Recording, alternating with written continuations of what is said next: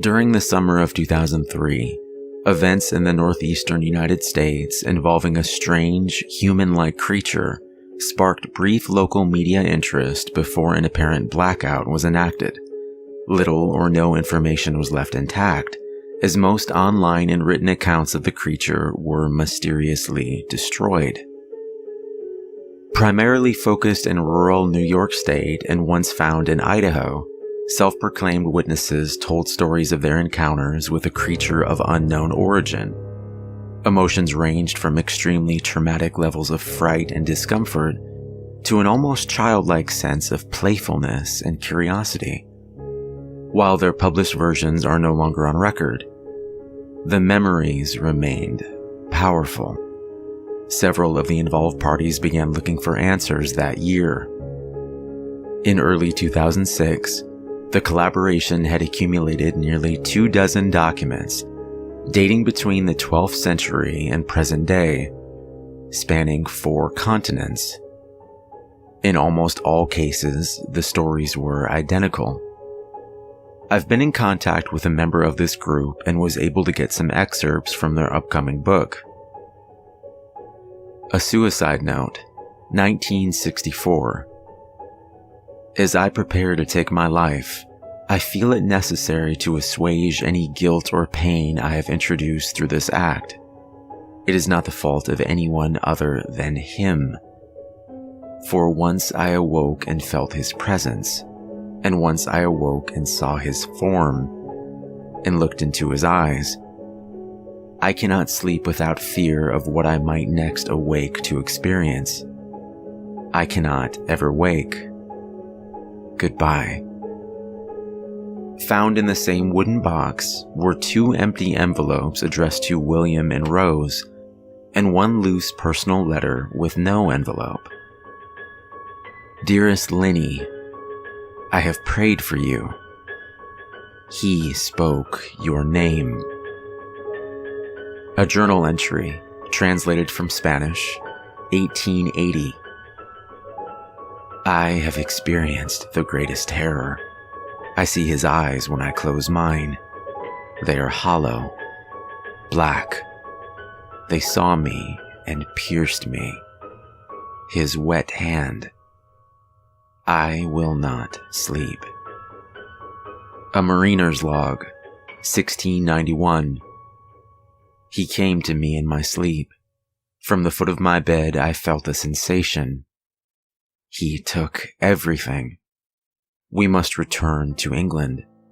We shall not return here again at the request of the Rake.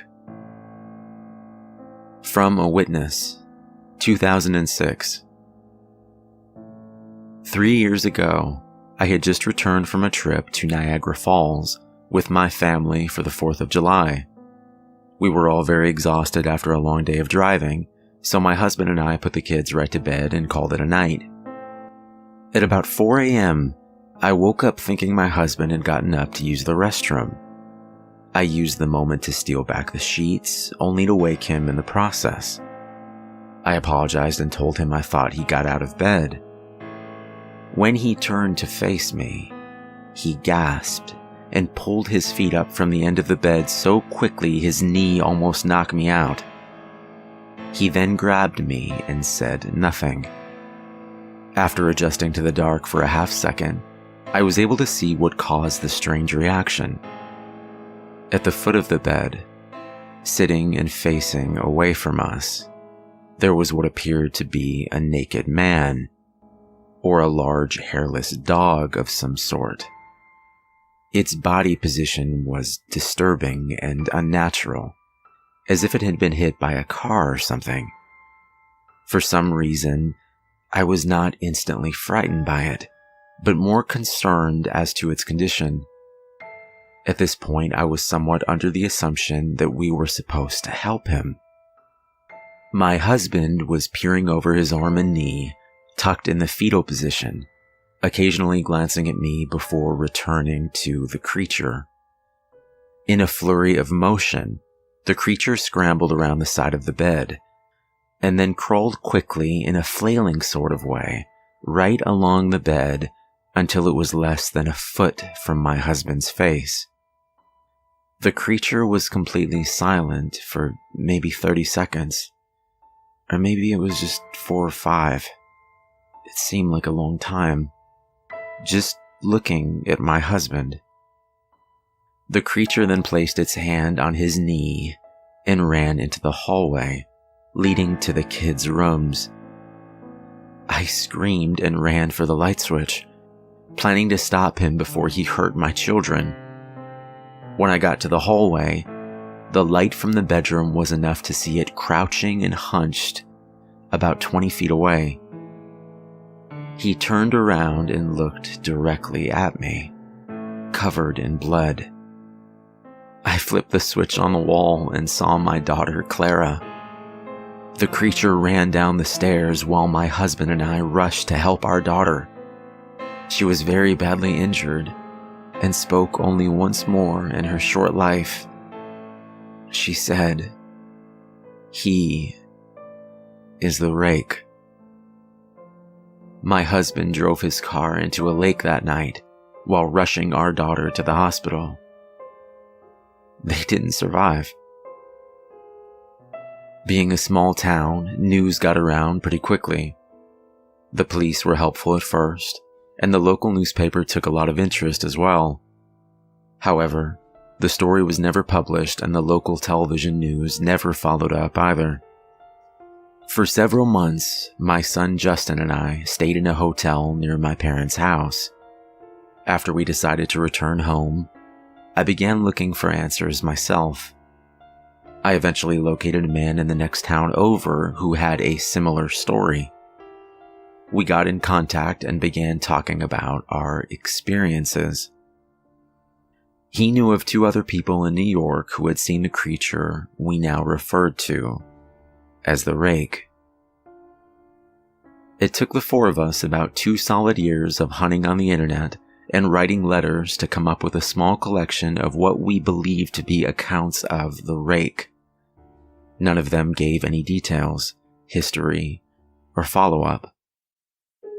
One journal had an entry involving the creature in its first 3 pages, and never mentioned it again. A ship's log explained nothing of the encounter, saying only that they were told to leave by the Rake. That was the last entry in the log. There were, however, many instances where the creature's visit was one of a series of visits with the same person. Multiple people also mentioned being spoken to, my daughter included.